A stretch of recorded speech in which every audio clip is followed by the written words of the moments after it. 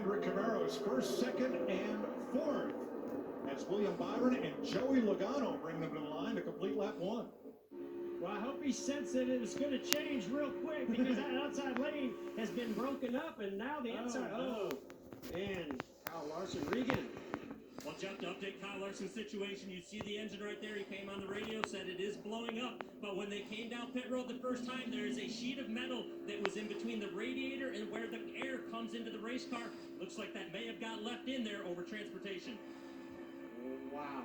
I've seen that on a dirt program. You know, we've done it. You use the shield to help warm the cars up so it doesn't get any air in it. You're trying to get some temperature and oil and things like that. If you forget to take that out, that's exactly what can happen. Well, that's a huge mistake, and that is part of not having practice, right? When you show up here, you've got to have that checklist to make sure you get every single detail for that car to line up and get on pit road to start this race.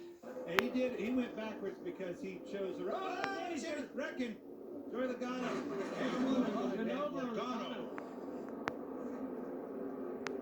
And Keselowski's in it.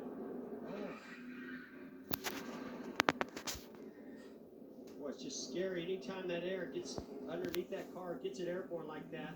Thankful to see that car get back on four wheels and not have it moving around. Grabbing the wind in that there, that's a good sign. Good sign. Look how it almost peeled that roof back. Oh, heavy damage to Ricky Stenhouse, who had a fast car today. We talk about how aggressive some of these guys get at the end of these stages. So the stage ends under caution. Logano was called in on the radio saying he is okay. So and look how they're all stacked up. They're all bumper to bumper to bumper. Yeah, but look at the 11. He moves down to try to go on the bottom, gets turned, turns him into Joey Logano. And then, Jeff, we've all felt it. That silence. When that car goes over, it gets really, really quiet. Not a fun sound. And you have no idea if that car is just going to start rolling and continue to roll, or if it's going to settle down. Luckily, that's what it did. Let's use the Goodyear aerial coverage, see if we can see how this started. Okay, so there's the push of the 22 by the 11. Watch the 47 get to the rear bumper of the 11. Right here, that's that sandwich we talk about. And when Denny stepped out, the 47 was still connected, and that little bit of contact is what turned Denny into the 22 of Logano. Right along. This doesn't even seem real to me. This is like a video game. Oh, real to Bubba. Woo! Real close. Look out! Wow. Ricochets off that rear window. And very little damage to the 23, however. Just a little bit peeling up there on the roof and the right windshield post. So I can have that sitting on the lot. Slick one over, just a little bit of damage. What happened right here? Joey Logano landed on me.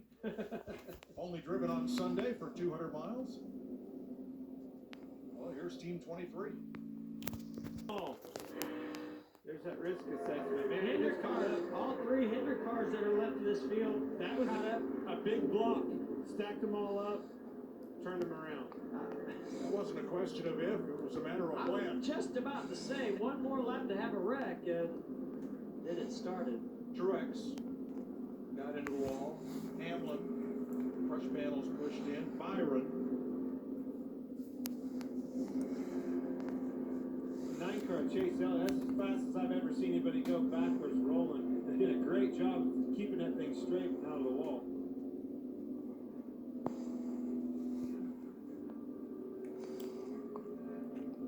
See this big run on the top, yeah. Watch this block of Brad. Wait, oh boy, yeah. So Denny's teammate Truex was trying to push him, but when Brad moved up in that outside lane, then that stacked up Denny, and he had to move left to right, and then that's when the rear bumper of the night on Denny hooked the front bumper of Truex. That's what you see right there. Turns Denny to that outside lane. Or outside wall. Byron down into his teammate Alex Bowman. And below him was Chase Elliott. Riding with Hamlin. You can hear the RPMs pick up.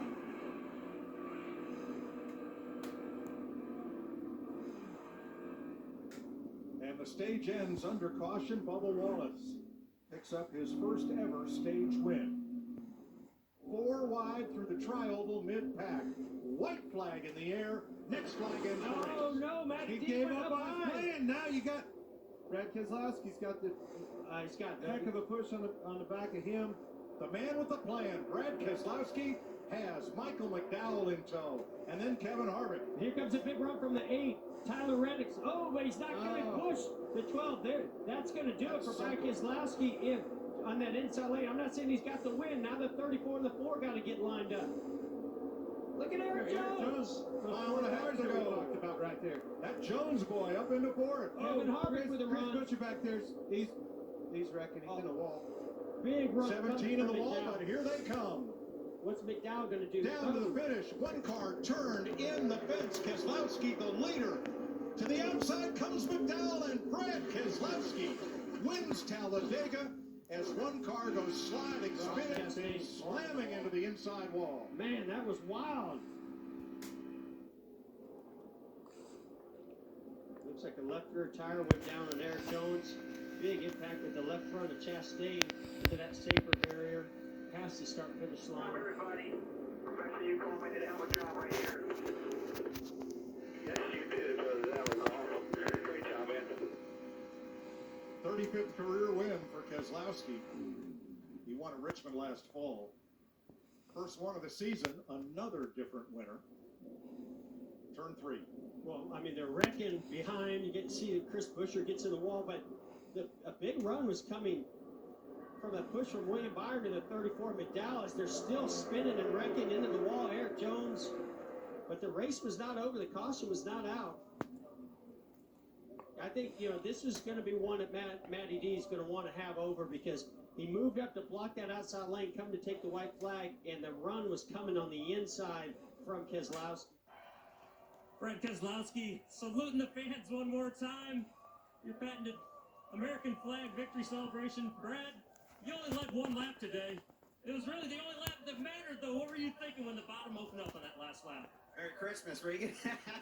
Man, what an awesome day today to bring Moneyline home, Ford Mustang into victory lane. The whole race had a couple opportunities to take the lead, but I just kept thinking, man, just keep your car in one piece for the end. And we've been so close here, Regan. It just didn't seem to want to come together here the last few years. And I've been on kind of a 4-year drought here, but it's nice to get number 6. I would have never dreamed I'd have tied Jeff Gordon or Dale Earnhardt Jr. here. That's something, man. Those guys are really legends. So just really proud of my team. We had accident there early, and they recovered and got it fixed up to where I could keep running. And my crew chief, Jeremy Bowen, had a lot of confidence. I told him I want to come and put ended. Other than that, I'm just so excited. My daughters and my wife are here. They're in the motorhome lot, so I don't know if they'll get to come to Victory Lane, but they finally got to see Daddy win, so that's pretty cool. You got coming down the front straightaway. Your spotter, Coleman Presley, telling you all the perfect moves to make. Were you aware how big the run they had at that point was? Oh, yeah. I saw it coming. I was like, oh, God, please. If I could just get to this line. Couldn't they just put it on the other side like Daytona? But, no, that's their job. Everybody's just racing hard, pushing hard, and that's Talladega. Nicely done, Brad. Congrats. Thanks, buddy.